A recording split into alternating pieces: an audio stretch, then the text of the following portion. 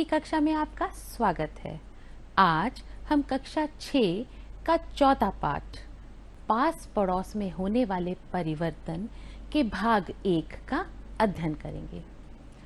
अच्छा बच्चों, आपने अपने चारों ओर होने वाले बहुत सारे बदलाव जरूर देखे होंगे, जैसे कि फूलों का खिलना और फिर खिलकर फूलों का मुरझा जाना।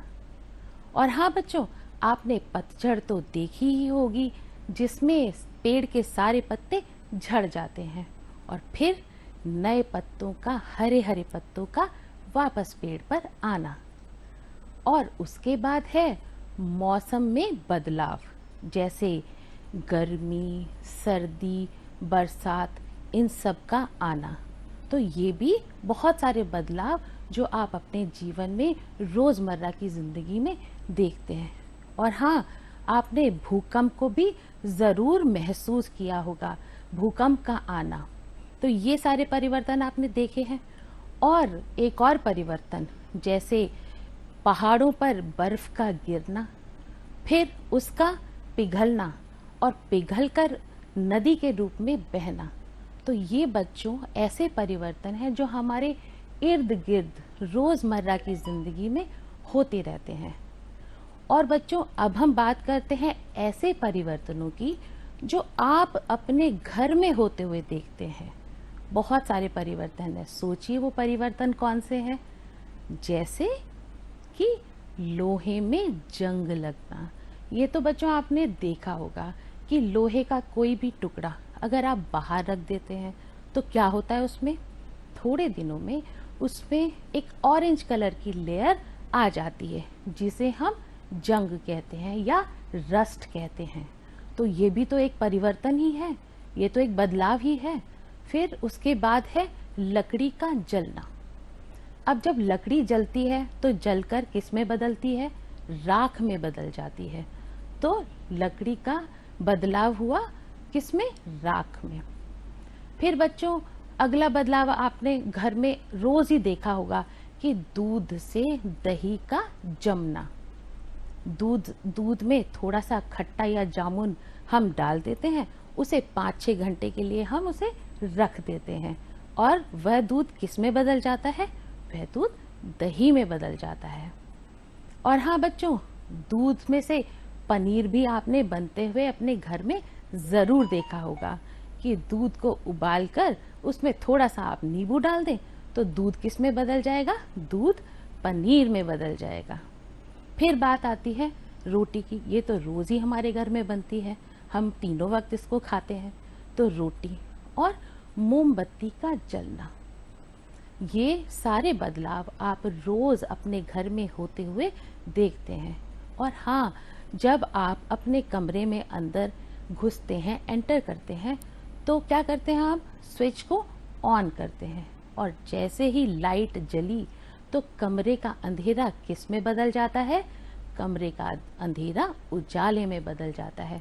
तो ये सब बदलाव और चेंजेस क्या हैं बच्चों, ये सब बदलाव परिवर्तन कहलाते हैं, जो कि हम रोज अपनी रोजमर्रा की जिंदगी में देखते हैं। कुछ ऐसे परिवर्तन होते हैं जो प्रकृति में होते हैं, जैसे भूकंप का आना, बारिश का आना, तूफान का आना। और कुछ जो हमने अभी देखे जो हमारे घर में परिवर्तन होते हैं। अब बच्चों, हम ये जानने कि परिवर्तन की परिभाषा क्या है। तो परिवर्तन की परिभाषा वस्तु की अवस्था, आकार, रंग, स्वाद, गंध तथा प्रकृति में होने वाले सभी बदलावों को परिवर्तन कहते हैं। अब परिभाषा को अच्छे से समझने के लिए हम इसकी एक एक बिंदु को विस्तार से उदाहरण के सहित समझेंगे। तो चलिए, हम पहला है हमारा अवस्था। अवस्था एक उदाहरण लेते हैं। जैसे पानी को हमने ठंडा किया और वह बदल गया बर्फ में, तो क्या हुआ, ये तो आप जानते ही हैं बच्चों कि पदार्थ की अवस्थाएं कौन कौन सी होती हैं, जैसे कि ठोस, द्रव और गैस।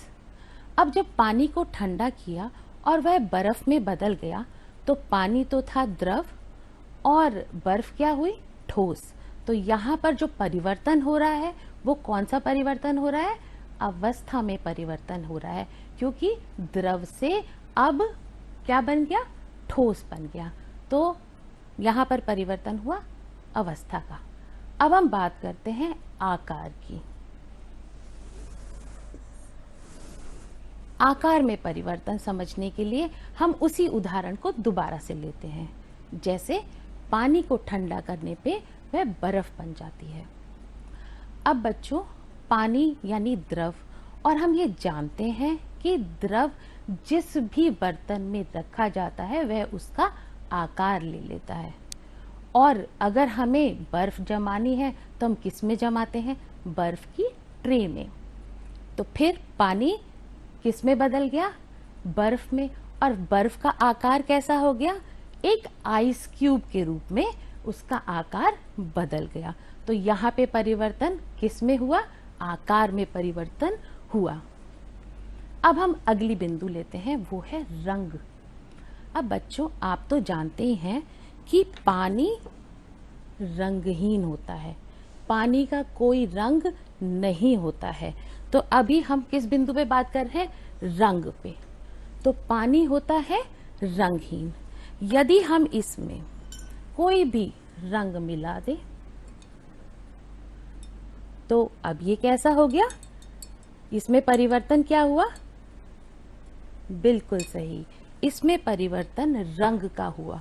यानी कि पानी रंगहीन से किस में परिवर्तित हो गया, रंग वाले रंग में, मतलब जिसमें रंग होता है। तो यहाँ परिवर्तन हुआ रंग का। अब हम अगली बिंदु पे चलते हैं, जो है स्वाद। अब बच्चों, जैसे पानी रंगहीन है उसी प्रकार से पानी स्वादहीन भी होता है। स्वादहीन यानी पानी का कोई स्वाद नहीं होता है। अब हम पानी में यदि नमक डाल दें और उसको घोल दें तो पानी का स्वाद कैसा हो जाएगा, पानी का स्वाद नमकीन हो जाएगा। और यदि हमारे घर में मेहमान आते हैं तो हम क्या करते हैं, हम मेहमानों को शरबत बना के पिलाते हैं। तो पानी में हम क्या घोलते हैं, चीनी घोलते हैं। तो अब पानी का स्वाद कैसा हो गया, पानी का स्वाद मीठा हो गया।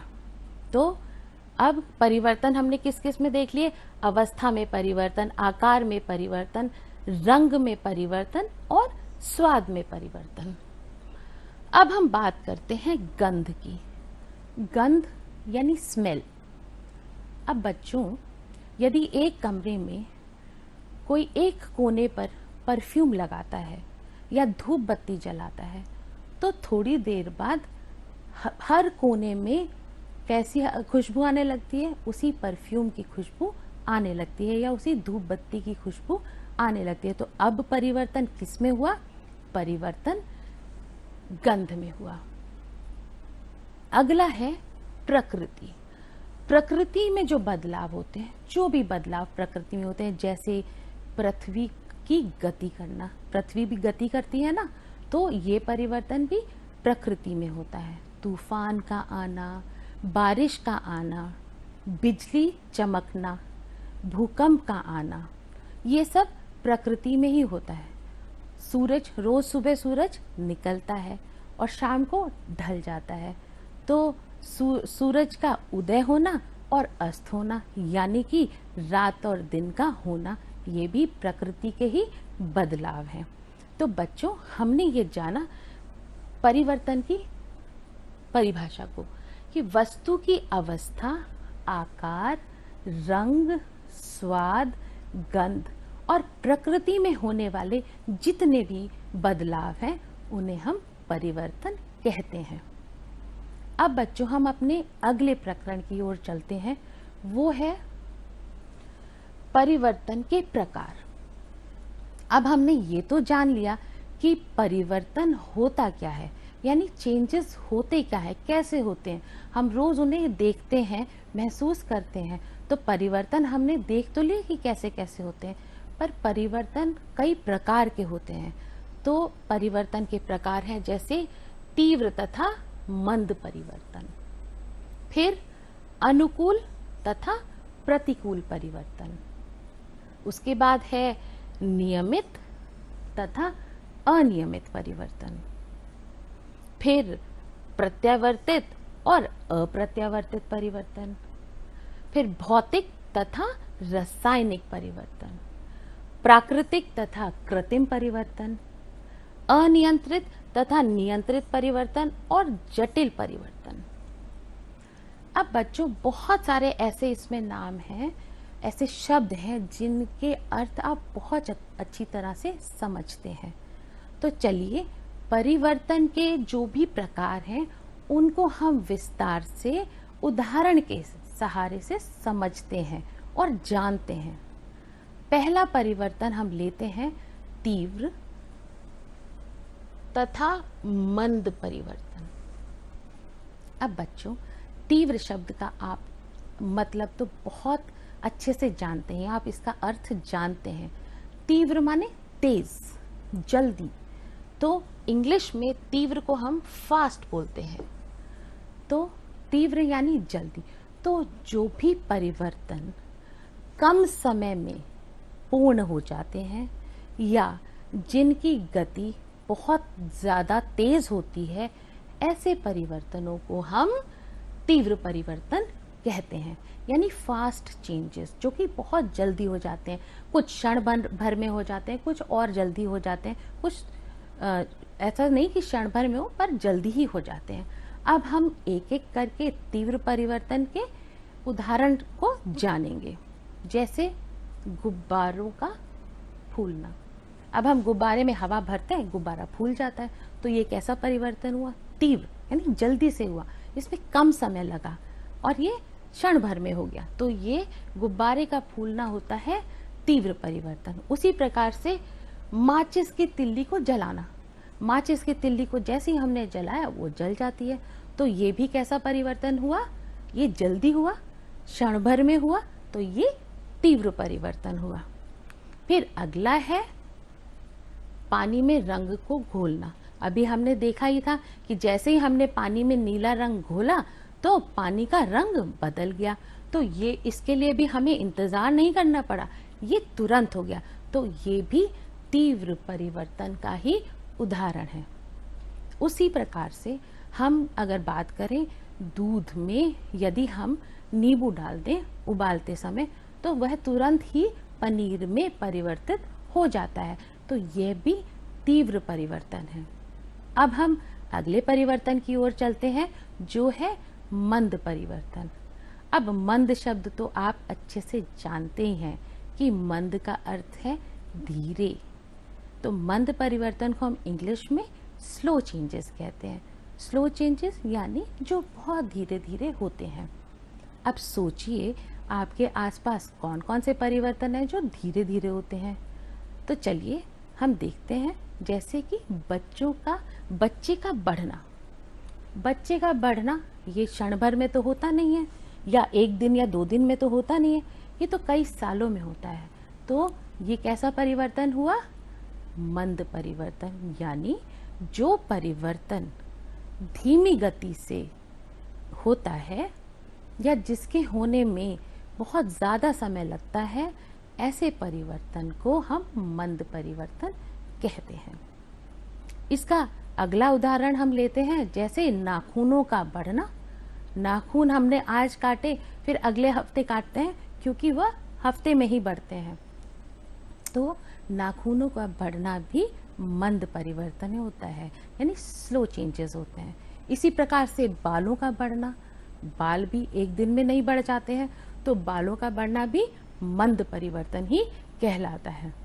अब जैसा कि हमने जाना कि दूध से हमने दही जो बनाया, पनीर बनाया, पनीर तो फटाफट बन गया, तो वो तो तीव्र परिवर्तन था। परंतु यदि दूध से हम दही बनाते हैं, तो ये तो हमने अभी पहले बात ही की थी कि दूध में थोड़ा सा जामुन लगा के उसको कुछ घंटों के लिए हमें रखना पड़ता है। तो जब हम कुछ घंटों के लिए रख रहे हैं या कुछ दिन के लिए चीज़ रखते हैं, तो वो परिवर्तन कैसा परिवर्तन हो जाता है? वह परिवर्तन मंद परिवर्तन हो जाता है। तो बच्चों आप कंफ्यूज मत होना, दूध से दही का बनना मंद परिवर्तन है, क्योंकि उसमें समय लगता है, और दूध से पनीर का बनना वो तो झट से हो जाता है, इसलिए वो कैसा परिवर्तन हुआ, वो तीव्र परिवर्तन हुआ।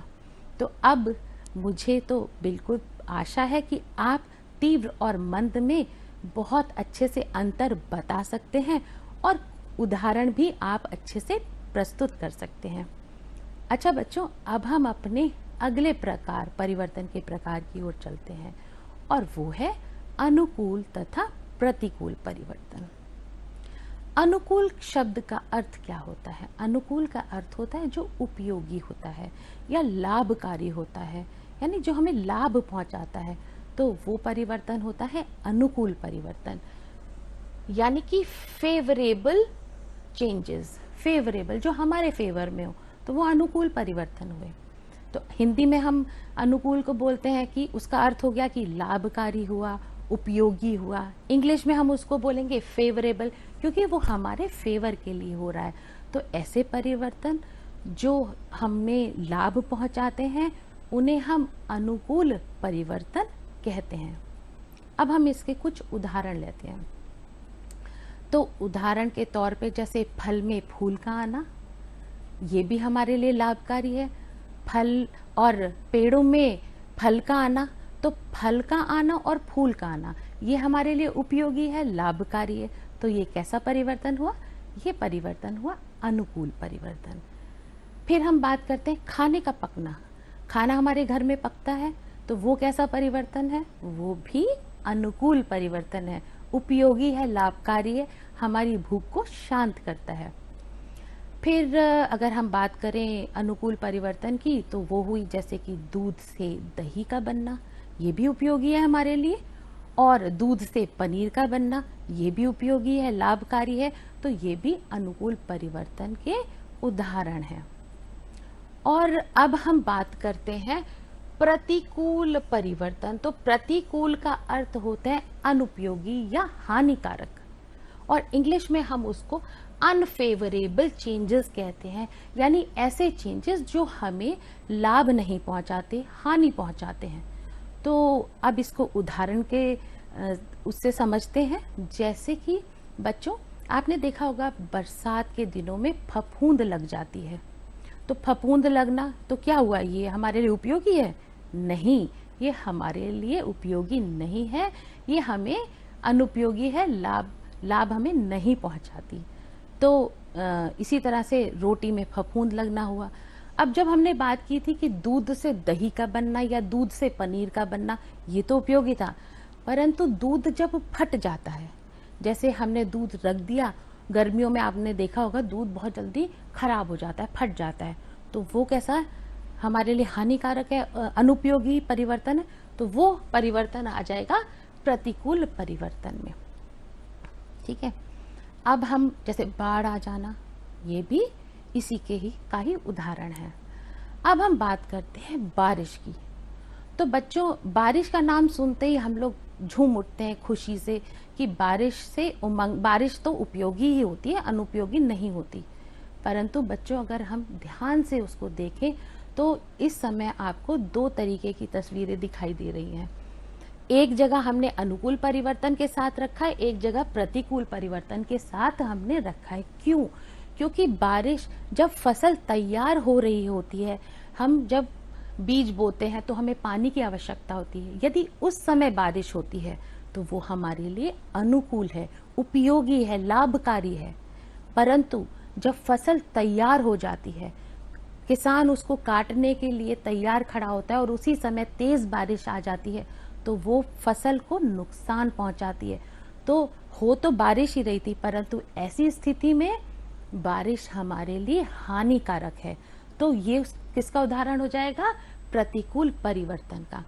तो बच्चों, अब आपने जाना कि कौन से उपयोगी परिवर्तन है और कौन से अनुपयोगी परिवर्तन, कौन से हानिकारक हैं, कौन से लाभकारी।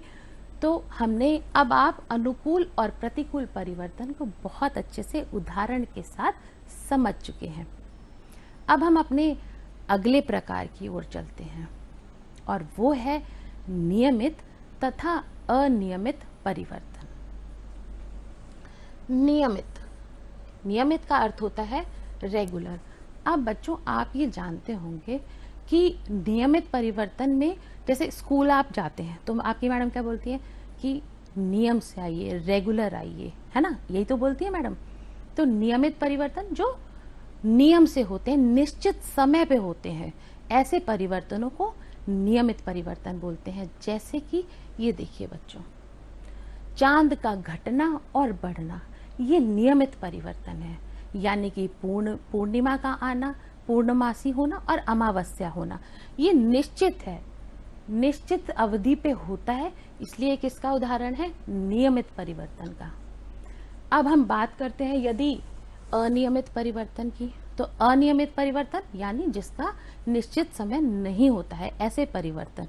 तो जैसे तूफान का आना, बारिश का आना, ये तो हमें नहीं पता ना पहले से कि आज तूफान आएगा, बारिश आएगी, कभी भी हो सकती है। कई बार बारिश, बरसात के समय में बारिश होना, ये तो एक तरीके का निश्चित ही उदाहरण है, निश्चित परिवर्तन का। परंतु कभी कभी बेमौसम बारिश जो होती है, तो उस समय हम उसे अनियमित परिवर्तन कहते हैं।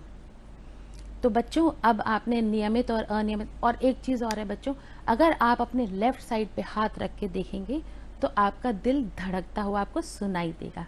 तो क्या ये हमारे वश में है? क्या हम इसको रोक सकते हैं, घटा सकते हैं, बढ़ा सकते हैं? नहीं, ये क्योंकि निश्चित समय पे होता है, तो ये नियमित परिवर्तन का ही उदाहरण है।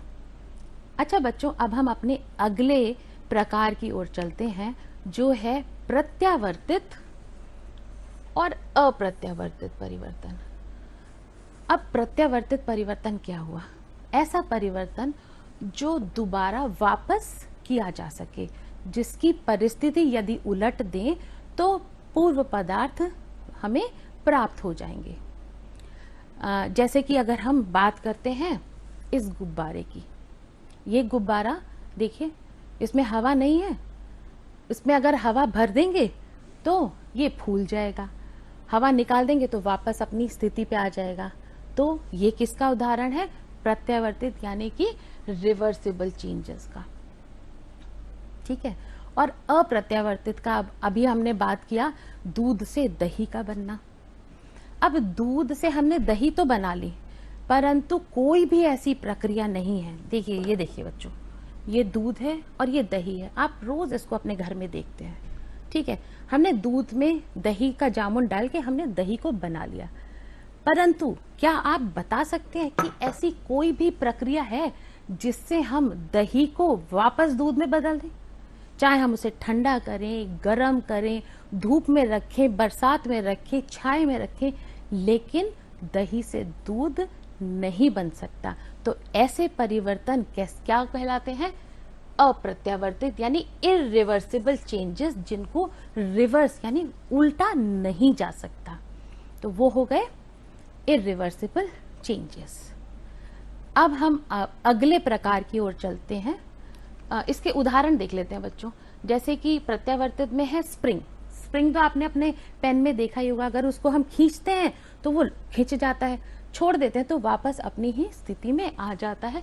तो ये प्रत्यावर्तित का उदाहरण हो गया, और गुब्बारे का उदाहरण तो हम अभी देख ही चुके हैं। और अप्रत्यावर्तित में दूध से दही का बनना, तो ये हमने अभी जाना कि दूध से दही तो बन जाएगा, परंतु दही से दूध नहीं बन सकता। अब बच्चों हम अपने अगले प्रकार की ओर चलते हैं, जो है भौतिक तथा रासायनिक परिवर्तन। भौतिक का मतलब होता है फिजिकल चेंजेस, और रासायनिक का मतलब होता है केमिकल चेंजेस। इसको हम आज ध्यान से समझेंगे क्योंकि ये बहुत इंपॉर्टेंट परिवर्तन है।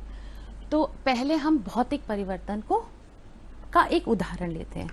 बच्चों ये देखिए, इस कटोरी में पानी है, ये तो आपने सबने देखा होगा। पानी को यदि हम ठंडा करते हैं तो वो किस में बदल जाता है? बर्फ में बदल जाता है ना। या हम बर्फ अगर लेते हैं, बर्फ को हम रूम टेम्परेचर पे रखते हैं थोड़ी देर के लिए, तो वो किस में बदल जाएगा? वो पानी में बदल जाएगा।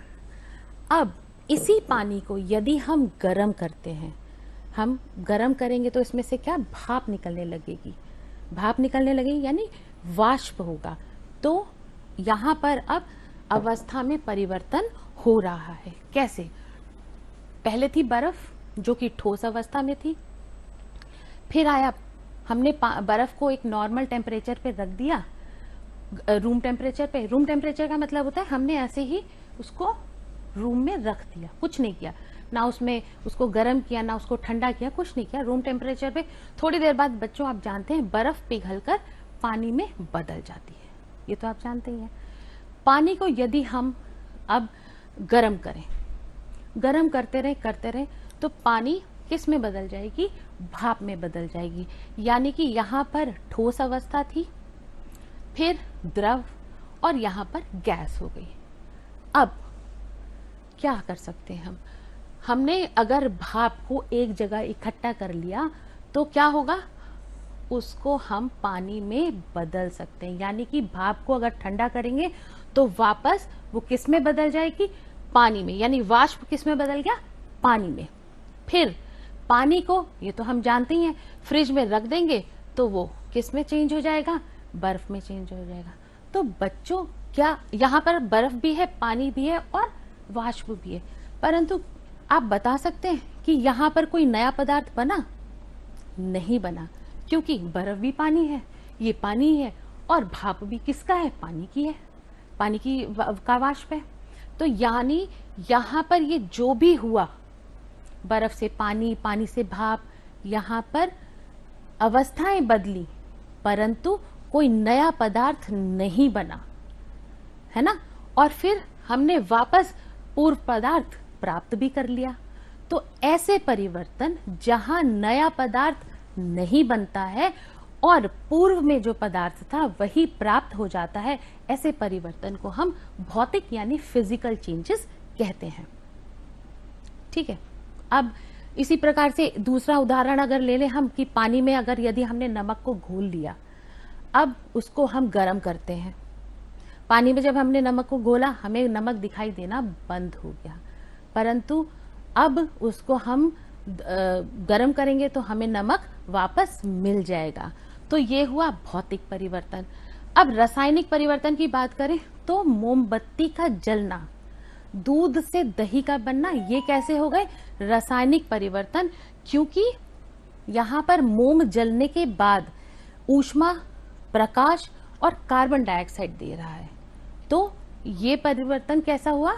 ये परिवर्तन हुआ रासायनिक परिवर्तन। तो बच्चों, आज हमने परिवर्तन क्या होता है उसके प्रकार, हमने 5 प्रकार आज हमने जाने। अब बाकी के जो प्रकार हैं वो हम अपने अगले भाग में करेंगे। और आज का आपका गृह कार्य है बच्चों कि परिवर्तन कितने प्रकार के होते हैं और भौतिक तथा रासायनिक परिवर्तन में अंतर, जो कि आप बहुत अच्छे से समझ चुके हैं, उसे उदाहरण के साथ इसको आप लिखिएगा और आसपास के परिवर्तनों को ध्यान से देखिएगा। अब हम आपको अगली कक्षा में मिलेंगे, तब तक के लिए